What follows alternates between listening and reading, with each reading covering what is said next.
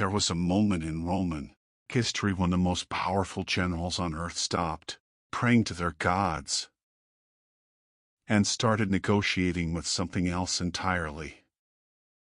Something with no temple, no statue, no official name. But it had a price. And Rome paid it. Built roads we still drive on. Created laws we still follow. By any reasonable measure, Rome was the most advanced civilization the ancient world had ever seen.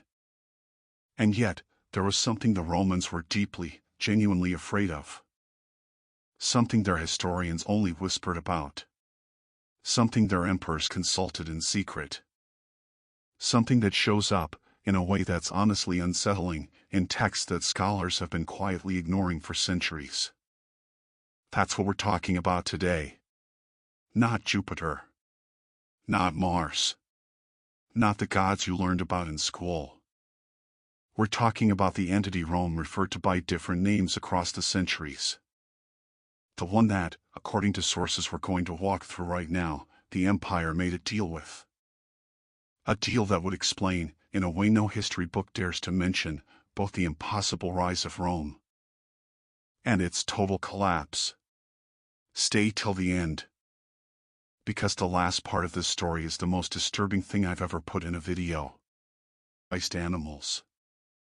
No general marched into battle without checking the omens first. No Senate voted on major legislation without making sure the gods approved. But there was something darker than the official augurs. Rome inherited something from the Etruscans, the civilization that came before them, that almost nobody talks about today. The Etruscans had a concept called tinea. It wasn't exactly a god. It was more like a force. A primordial entity that existed before the gods. Something even the gods themselves had to respect. And something that could be summoned. When Rome absorbed Etruscan culture, it absorbed this too, then buried it. Classified it. Labeled it. Gave it safer, more manageable names. But the practice never stopped. And this is where the story gets interesting. In 83 BC, something happened in Rome that changed everything. The temple of Jupiter Capitolinus burned to the ground. And with it, the Libri Sibyllini. The Sibylline books. If you've never heard of them, here's what you need to know. These weren't poems. They weren't myths or bedtime stories. They were instructions. Specific instructions for what Rome should do when it faced a crisis its normal gods couldn't handle. And buried inside those instructions, according to the few Roman writers who dared mention them, was a protocol for something that modern scholars have translated, with what I can only describe as visible discomfort, as the invocation of last resort. Nobody knows exactly what that means. But here's what we do know. After the fire, the Roman Senate sent envoys to 3 different locations across the Mediterranean to collect new prophecies. These men were gone for years. And when they finally returned, the texts they brought back were immediately classified, off limits to anyone below the highest ranks of the Senate. What did those texts say? We don't know for certain. But what happened in Rome over the next 50 years suggests someone made a very specific decision. The years after the temple burned were the most violent Rome had seen in generations. Civil wars. Sulla, Marius, Pompey, Caesar. Rome looked like it was tearing itself apart from the inside. And then something shifted. Julius Caesar crossed the Rubicon in 49 BC. Crushed Pompey. Consolidated power like no one had before. And before he was assassinated, he left behind accounts that his biographers mention but never explain. On the night before each of his most impossible victories, he had received a visitor. Caesar described it as a presence. Not a dream. not a hallucination. A presence that spoke to him, that told him exactly what to do. His contemporaries called it madness. Modern historians just ignored it completely. But it wasn't only Caesar. Augustus, Rome's first official emperor, had a private ritual he performed every year in January. It wasn't part of the official religious calendar. There were no public priests involved. It took place in a room that everyone was cleared out of. His bodyguards, his servants, everyone. His biographer Suetonius mentions it in a single line.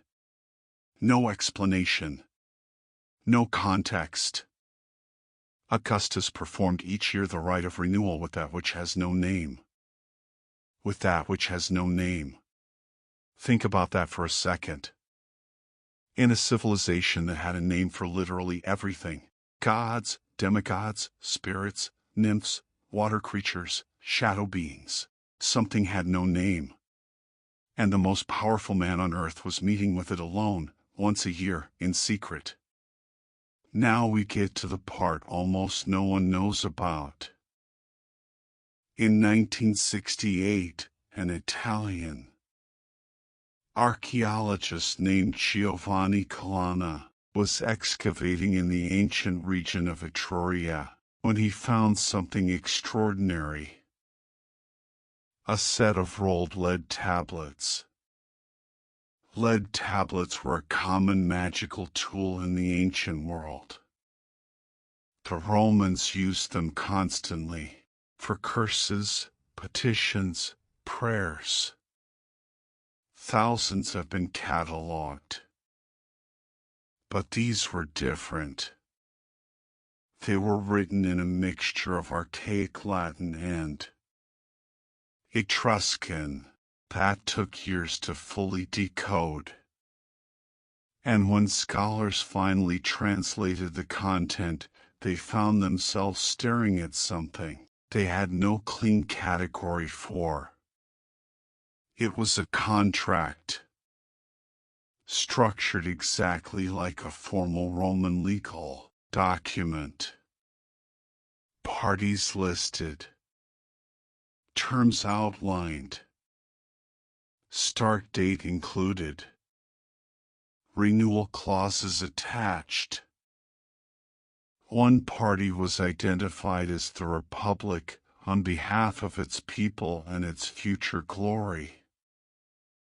The other party was identified by an Etruscan term that researchers translated as the Lord of the Boundary Between Worlds. The terms were straightforward.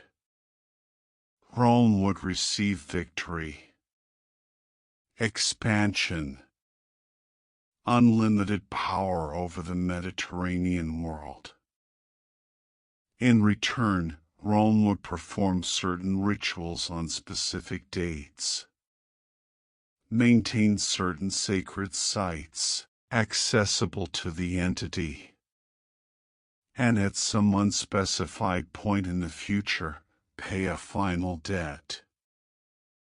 The final debt wasn't described in detail. It was only referred to as the return of what was borrowed. The scholars who worked on these tablets published a technical paper in an Italian archaeology journal in 1972. The international academic community completely ignored it. It was never officially translated into English. Ask yourself why. If the contract was real, certain things about Roman history start making a very different kind of sense. First sign.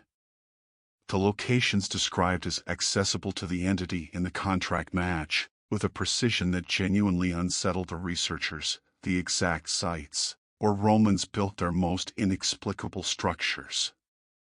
Buildings with no clear military or administrative purpose.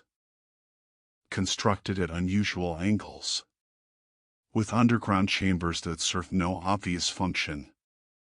Some of those structures are still standing. Second sign. The ritual dates listed in the contract align with several dates on the Roman calendar that historians have always flagged as of unknown origin. Festivals nobody could clearly explain. Traditions that predated the Greek pantheon by centuries. Ceremonies that survived Rome's conversion to Christianity, just quietly renamed after saints. Third sign. And this one is the most disturbing. The contract contained a termination clause. It stated that the agreement would remain in effect as long as Rome maintained the form that was agreed upon. In 476 AD, the Western Roman Empire collapsed. Historians have debated the causes for centuries. The uns. Internal corruption. Barbarian invasions. Economic collapse. All of those causes are real. But none of them fully explain the speed of Rome's fall. A civilization that had survived civil wars, plagues, invasions, and total catastrophe for centuries, collapsed within a single generation. Like something had simply decided to stop holding it up. There's one final piece of this story you need to hear.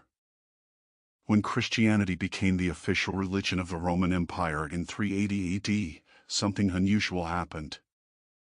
The earliest Christian theologians working inside Rome, the ones who actually knew how the old religious system operated, wrote a series of texts warning about something very specific. Not the traditional Roman gods. Those, in their view, were just false idols. Harmless in the big picture. They were warning about something else. Something they called the Ancient Agreement. The pact that was not made with gods, but with what lies beneath the gods. St. Augustine, in The City of God, has a passage that modern theologians usually read as metaphor. But in context, it sounds considerably more literal than that. He writes about civilizations that prospered not through virtue, but because they accepted service to powers God did not ordain, who collect in time what they give in glory. Who collect in time what they give in glory. Time. The lifespan of an empire. Centuries of dominance. Eventually paid back at full price.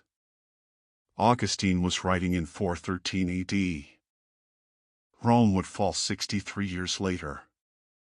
So what does all of this actually mean? I'm not standing here telling you there's definitive, bulletproof proof of a demonic contract. What I am saying is this. There is a pattern. A accumulation of real historical details. Verifiable archaeological texts. Connections that mainstream historians have consistently chosen not to make because making them leads to questions that have no comfortable academic answers. Rome was real. Its obsession with the supernatural was real. Colonna's lead tablets are real. Augustus's nameless ritual is documented. The early Christian theologians' warnings are written down. And the speed of Rome's collapse remains, by almost any technical measure, extraordinarily fast for a civilization of that size and strength. What you do with that is up to you. But think about this before you go. Every civilization that has ever dominated the known world has eventually disappeared. Always with rational explanations. Always with identifiable causes. And always, if you dig deep enough into their darkest and least studied texts, with some version of the same story. The story of someone who decided that power was worth any price. And something that was more than happy to agree. If this changed the way you think about Rome, or about what empires are actually built on, drop it in the comments. I read all of them. And if you want to know which specific entities appear by name in the darkest Etruscan texts ever uncovered, the ones archaeologists have found but refuse to discuss in public, that video is already in the works. Don't miss it.